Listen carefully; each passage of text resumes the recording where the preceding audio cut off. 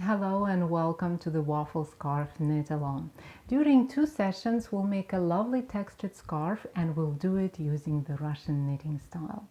The pattern is free. You can download it from the library of free knitting resources at tenroseday.com/library. The instructions explain how to make the scarf in 3 sizes: child, adult, and extra wide and long. But I will also show you how you can make the scarf in any size you like. You can even turn it into a blanket if you wish. The scarf is made with yarn in DK weight and a set of 5mm US size 8 knitting needles. The texture is formed by a simple one-row repeat that is a mix of ribbing and garter stitch. This way you'll be able to concentrate on honing your Russian knitting skills and not on finding your spot in the pattern. So get your supplies ready and let's get started.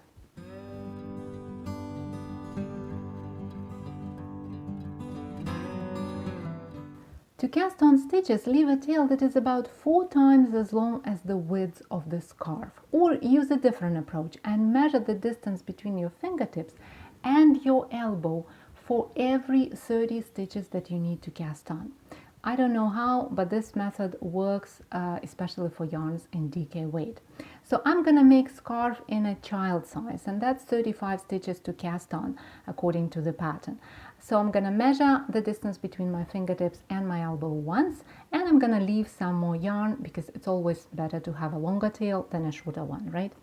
So place the tail on your thumb and the working yarn on your index finger and hold both strands with the rest of your of the fingers of your left hand, and we'll use the Russian version of the long tail cast on. Take 2 needles, align them and hold them together as you cast on stitches. Place these needles on the strand that is stretched between your thumb and index finger, then go into the loop that is at your thumb and pick the yarn at your index finger and then pull it through. And you've got your first 2 stitches. From now on, we're gonna add 1 more stitch every time we do this little trick. So we go into the loop and then pick the yarn, just the regular long tail cast on from here on.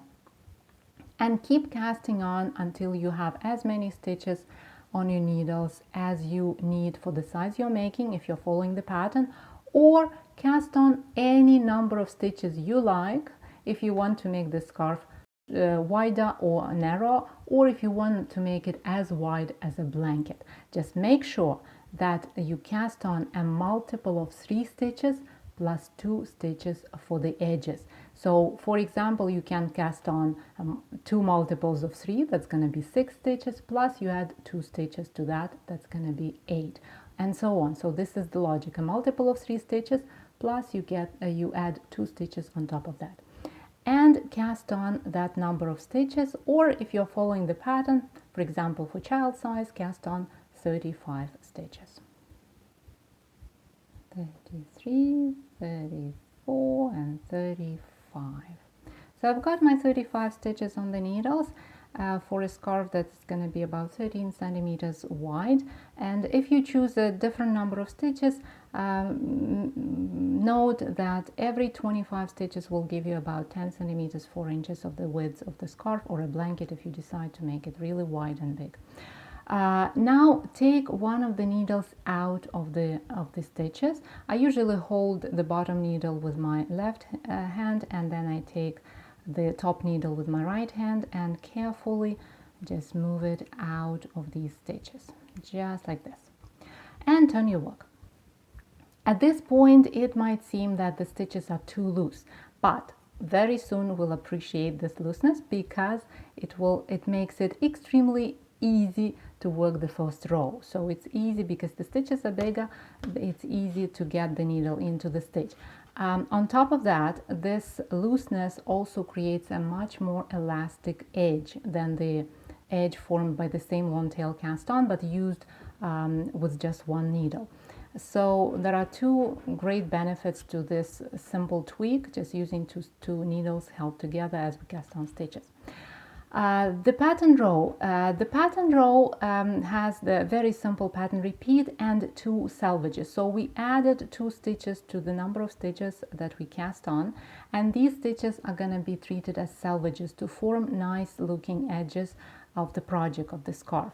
And salvages are added by default to any project worked using the Russian knitting style. That's how I was taught, and that's how other Russian knitters work when they cast on stitches for their projects. And it doesn't matter which project it is, whether the edge would be inside a seam or it is an open edge. It's always supported by the salvage stitches. The first stitch is always slipped with the yarn at the back of the work. So insert the tip of the right needle from right to left into the first stitch, and see how easy it is to get in. That's because we use 2 needles to cast on stitches, and slip it from the left needle. And then we start knitting and purling. Usually when I knit and purl, I would wrap the yarn around my little finger to have a better tension.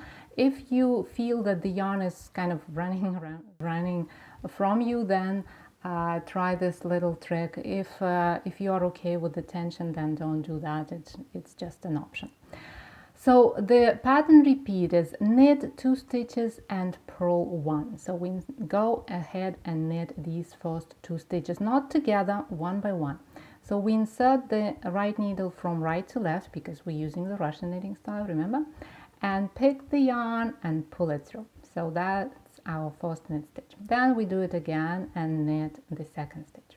And then we bring the yarn to the front of the work, go into the next stitch, then move it a bit so that it is in front of the working yarn, and then pick the yarn from this side and purl a stitch.